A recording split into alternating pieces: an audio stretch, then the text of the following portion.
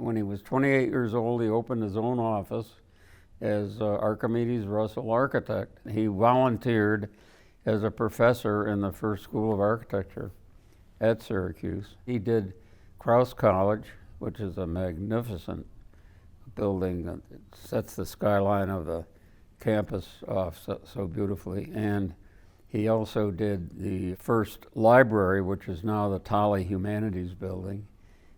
And then he did the observatory. Eva Marie Harden, she's a historian, she said that Archimedes Russell did more buildings in the central New York area than most of the architects combined, which I think was probably true. And that really says something about Archimedes' reputation and ability to attract clients. He was very good at combining styles and adding ornamentation that might have been on several different styles. And he was also very apt at new ways of construction and sort of cutting edge kinds of things. As a matter of fact, he did the first steel framed skyscraper in Syracuse, which was the old original building for Merchants Bank. The things that he brought eventually to King & King was the thoroughness of his design work, his design capabilities, and commitment to the client and commitment to the community. And I think that's something that is still valid today at King & King.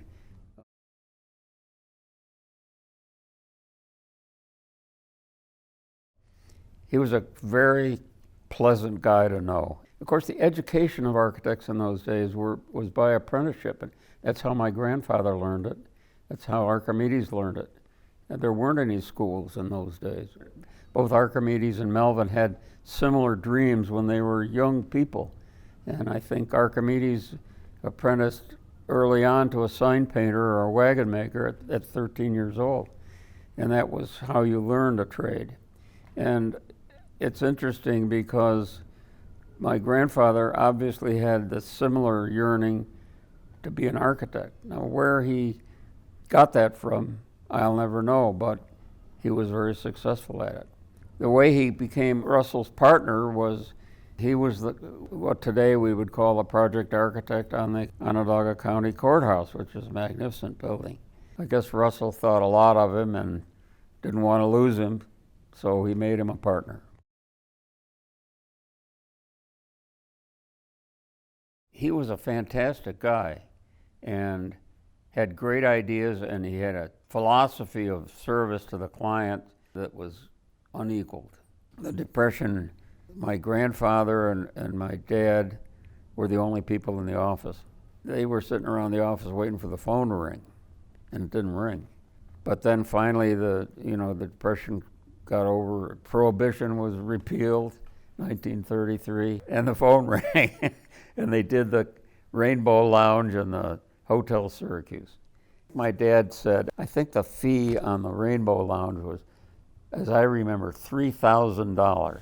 So that was a fortune, and they got through it. But they were taking $5 out of the office account each per week, and that got them through that. I went through the war years as a kid. I was 12 on Pearl Harbor, and I didn't see much of my dad for the next 4 years because he was up and gone we were working 14 hours a day, doing government work. There wasn't any private work. So my dad and my grandfather formed a firm called Technical Associates, and the government was building an Air Force base here, which is now Hancock Field, and we had offices out there in prefabricated buildings where the design work was being done for that as an Air Force base.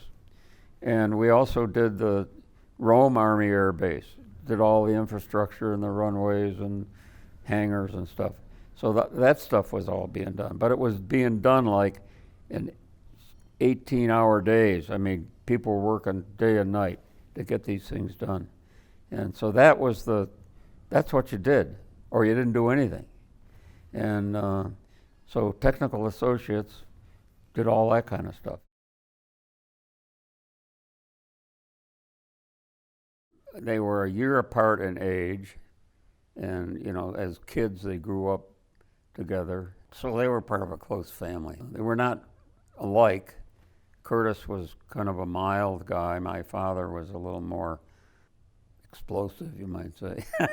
When the GI Bill happened, we were there and jumped in.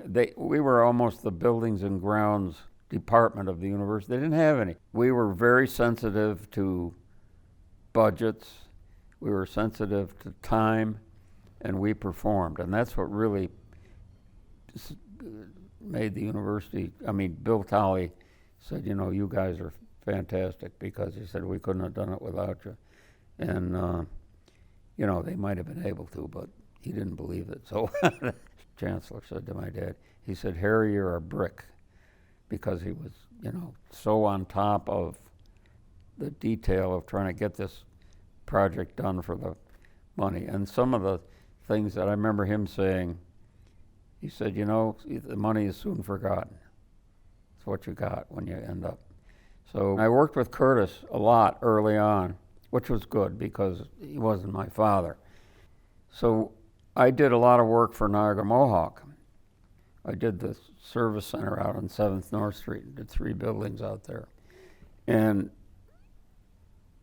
even before I had a license, I was doing those jobs I had, people working with me, but I was doing the job.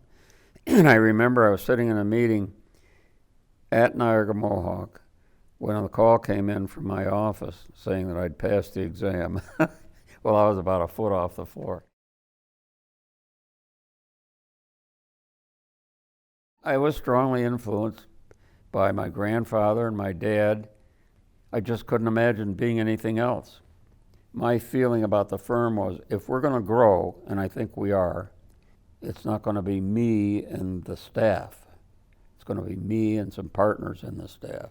We did take in some partners. We took in 4 partners. Well, first we took in 4 associates, and they were all experts at what they did. They were architects, they had licenses, but Bob Secor was the only one that lasted, and that was a great hire, because Bob is a super guy and his family values and stuff just matched up. And besides that, he was a good designer. So when it came time to expand the partnership, he was one of the number ones on the list. So Bob's been a fantastic partner, and he had a lot better sense of humor than I did, so he was known as the partner in charge of fun in addition to other things.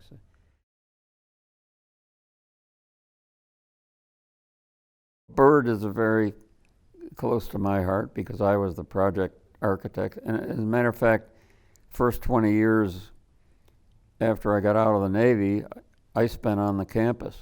And the kids kept getting younger and younger. But I was up there a lot because we were doing a lot of the work. And my dad and Bob Secor did a lot of the dormitories and so forth. But I was mostly responsible for the stuff on campus. I was so immersed in that job for 15 years.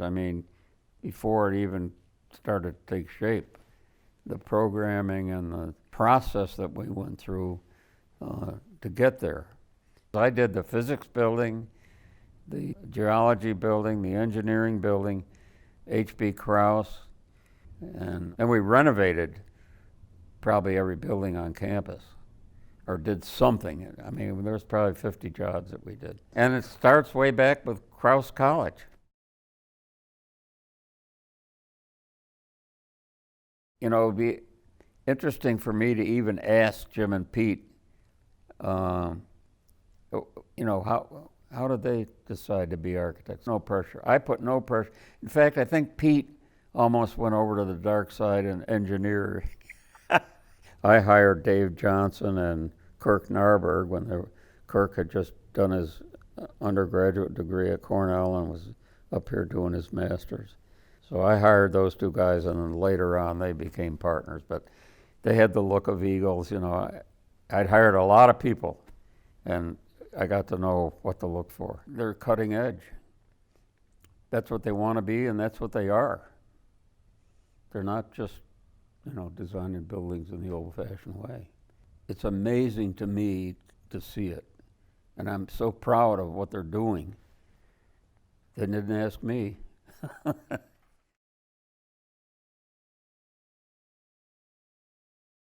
I didn't have a vision at age 30 or 35 that this firm was going to be 150 years old. As a matter of fact, we missed the 100th anniversary, and I was there, 1968. But we were too busy doing the work. Could Archimedes Russell ever have imagined, now maybe he was a pretty smart guy, but could he ever imagine that the firm he started at age 28 would last 150 years? It's hard to imagine. It's commitment to the clients, it's integrity, and it's community. I think those three things are probably, they're not unique, but they're certainly something that has existed for 150 years in that firm. It's an amazing feat. I was very pleased to have a part in it for 30 or 40 years, and I just think that they're doing great. Makes me proud.